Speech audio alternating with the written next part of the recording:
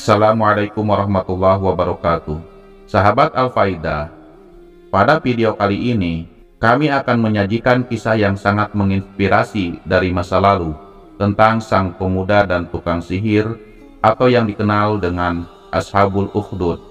Ini adalah kisah tentang iman, keberanian, dan ujian yang luar biasa.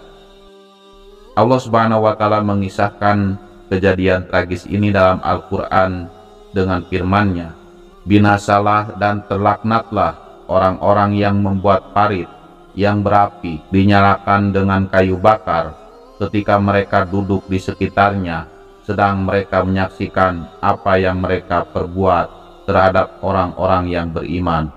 Quran Surat Al-Buruj ayat 4-7.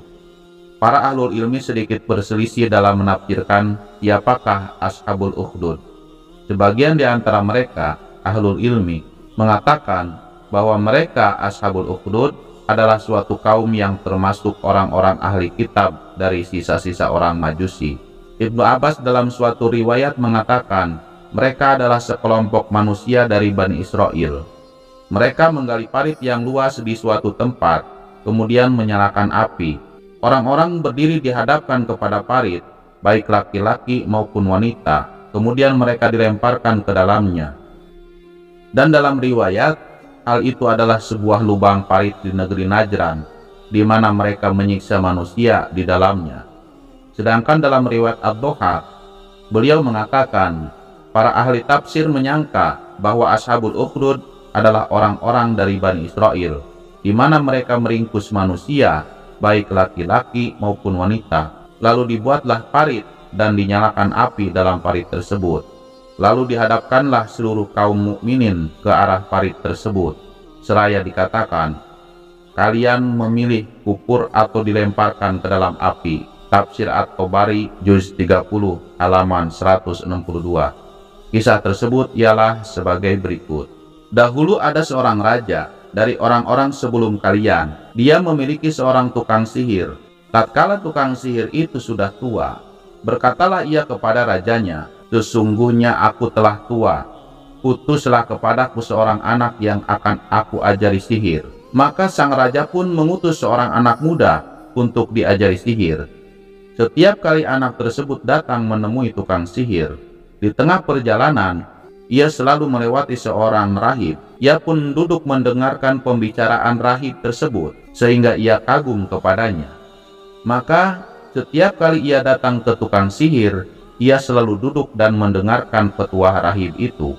Kemudian baru ia datang ke tukang sihir, sehingga tukang sihir itu memukulnya karena ia datang terlambat. Ia mengadukan hal itu kepada rahib tadi. Sang rahib pun berpesan, "Kalau engkau takut kepada tukang sihir, katakanlah bahwa keluargamu telah menghalangimu sehingga engkau terlambat. Dan bila engkau takut kepada keluargamu, katakan juga bahwa tukang sihir itu telah mencegahmu." Sahabat Al-Faidah, maka tatkala berlangsung demikian, tiba-tiba ada seekor binatang buas mengonggok di tengah jalan sehingga menghalangi lalu lalangnya manusia. Menghadapi peristiwa ini, maka ia pun bergumam, "Pada hari ini akan aku buktikan apakah tukang sihir itu lebih utama daripada rahib ataukah sebaliknya." Ia pun mengambil sebuah batu, kemudian mengatakan, "Ya Allah, apabila perkara rahib lebih engkau sukai daripada tukang sihir, maka bunuhlah binatang buas itu." Kemudian ia lemparkan batu tersebut, sehingga matilah binatang buas tadi, dan manusia pun bisa lewat kembali. Sesudah itu, datanglah ia kepada rahib dan mengabarkan kejadian yang baru saja ia alami. Kemudian sang rahib mengatakan, "Wahai anakku, hari ini engkau lebih baik daripada aku, dan engkau telah sampai pada perkara yang aku sangka. Ketahuilah, sesungguhnya engkau akan diuji, dan bila engkau diuji, janganlah engkau tunjukkan tentang diriku." Sahabat Al-Faidah, dan kini ia dapat menyembuhkan penyakit buta, penyakit kusta, serta dapat mengobati manusia dari berbagai macam penyakit. Hal ini terdengar oleh seorang teman duduk raja, sedangkan dia adalah seorang yang buta.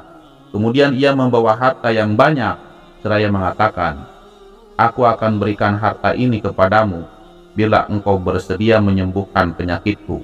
Maka sang anak menjawab, sesungguhnya aku tidaklah bisa menyembuhkan siapapun, yang bisa menyembuhkan hanyalah Allah.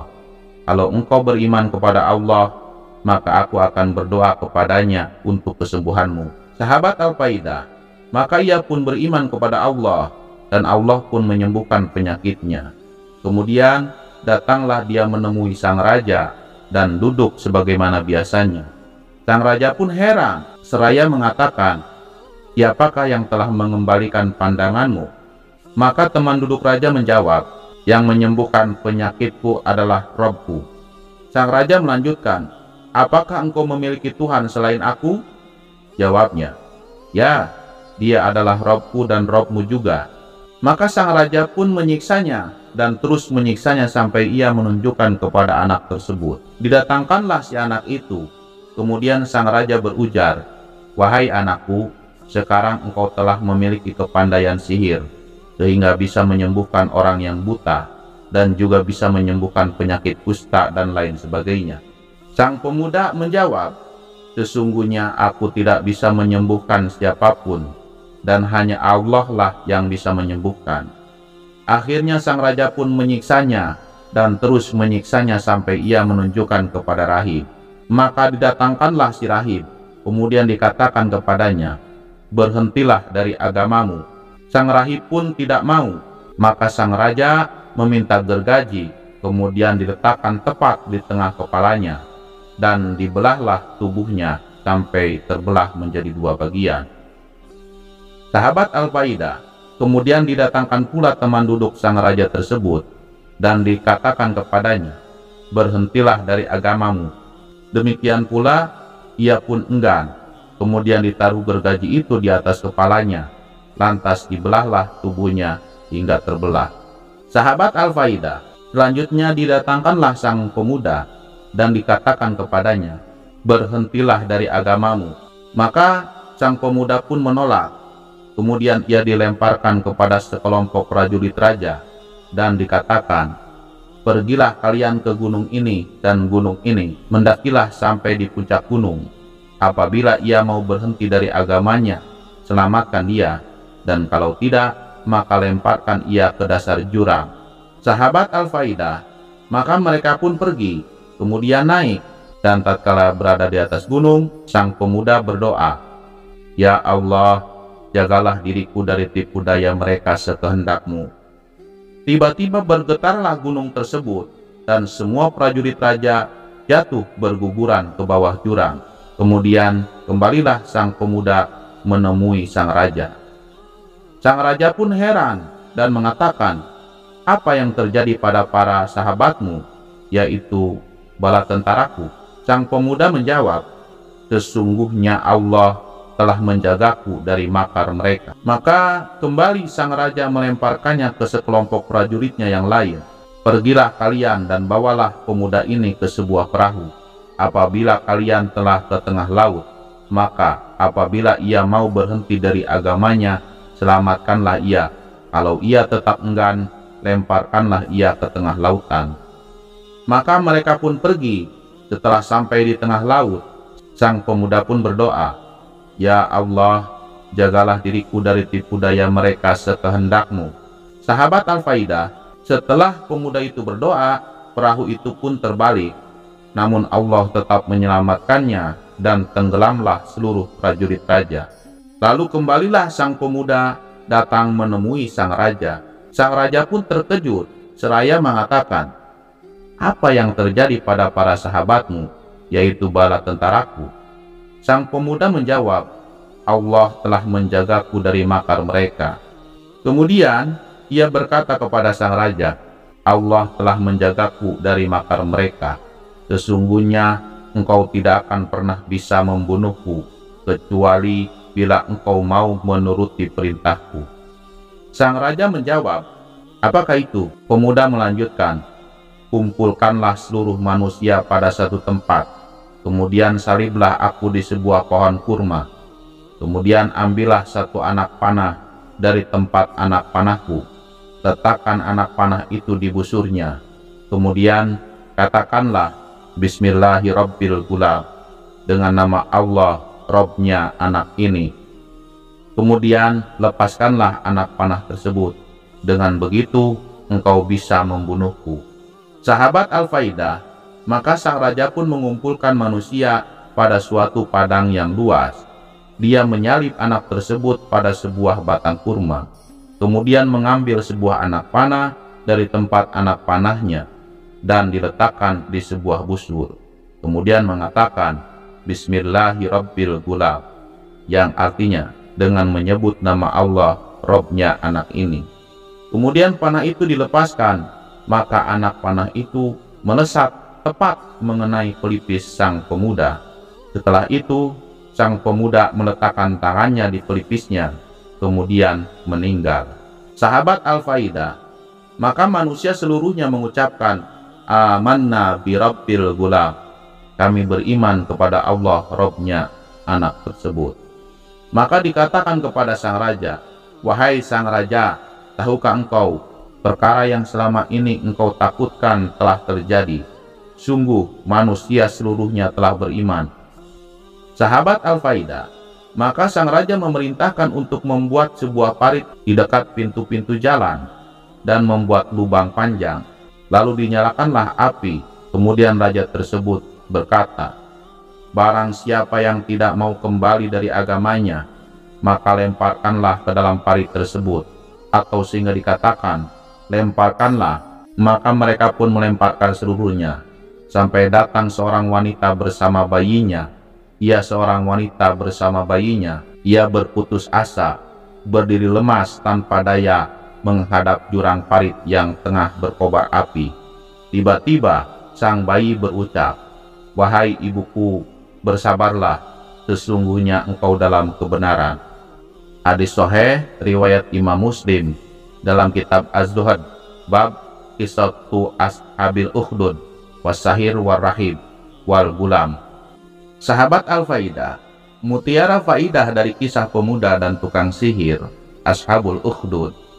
Yang pertama, ahlul fasad, para pengusung kesesatan, selalu berusaha untuk menularkan dan mewariskan kesesatan mereka dengan berupaya sekuat tenaga untuk melanggengkan kesesatannya tersebut. Yang kedua, disenanginya belajar di kala kecil, karena belajar di kala kecil seperti mengukir di atas batu, dan seorang anak akan mampu menerima didikan dan pengajaran sesuai dengan yang diharapkan. Yang ketiga, hati-hati para hamba adalah berada di tangan Allah, maka Allah akan memberi petunjuk atau menyesatkan siapapun yang dikehendakinya. Lihatlah si anak pemuda tersebut, ia mendapatkan petunjuk sekalipun berada dalam didikan tukang sihir dan dalam asuhan seorang raja sesat. Yang keempat, menetapkan adanya karomah para wali. Mereka adalah orang-orang yang beriman dan bertakwa kepada Allah, seperti dalam firman-Nya, ingatlah, sesungguhnya wali-wali Allah tidak ada kekhawatiran terhadap mereka, dan tidak pula mereka bersedih hati, yaitu orang-orang yang beriman dan mereka selalu bertakwa. Quran Surat Yunus ayat 62-63. Yang kelima, bolehnya seseorang untuk mengorbankan dirinya apabila di sana ada kemaslahatan manusia secara umum. Syekhul Islam berkata, karena hal itu termasuk jihad di jalan Allah. Dengan itu umat akan beriman dan ia pun tidak akan sia-sia, karena cepat atau lambat ia pun pasti akan meninggal dunia. Adapun yang dilakukan oleh sebagian manusia dengan praktek bom bunuh diri, yaitu dengan membawa alat peledak, yaitu bom, kemudian meledakkannya di sekelompok orang-orang kafir, maka ini termasuk kategori membunuh diri sendiri, dan barang siapa yang membunuh diri sendiri, maka ia kekal di dalam neraka selama-lamanya. Sebagaimana tersebut dalam sebuah hadis, barang siapa membunuh dirinya dengan sebatang besi, maka besi itu berada di tangannya, lantas ia akan menusuk perutnya dengannya di neraka jahanam. Dia kekal selama-lamanya di dalamnya. Hadis riwayat Bukhari nomor 5778 dan Imam Muslim nomor 109. Oleh karena itu, perilaku semacam itu tidak membawa maslahat bagi kaum muslimin secara keseluruhan. Dengan itu, ia mungkin hanya membunuh 10, 100 atau 200 kaum kufar, yang hal tersebut tidak membawa manfaat bagi Islam dan tidak pula menjadikan manusia masuk ke dalam Islam. Berbeda dengan kisah Gulam, anak tersebut yang mengorbankan dirinya, yaitu dipanah oleh seorang raja agar banyak orang yang beriman kepada Allah Subhanahu wa Ta'ala. Lihat Bahjatun Nahdirin karya Syekh Salim bin Id Al-Hilali, yaitu Syarah Riyadhus Shalihin karya Syekh Ibnu Utsaimin. Sahabat Al-Faidah, terima kasih telah menonton dan mendengarkan kisah epik ini bersama kami. Jika Anda merasa terinspirasi atau menemukan pelajaran berharga dari kisah Ashabul Ukhdud, jangan lupa untuk memberikan like, berbagi video ini dengan teman-teman Anda, dan yang paling penting, berlangganan saluran kami untuk mendapatkan lebih banyak kisah dan konten yang mendalam. Jangan ragu untuk meninggalkan komentar Anda di bawah. Kami senang mendengar pendapat Anda. Sampai jumpa di video berikutnya. Wassalamualaikum warahmatullahi wabarakatuh.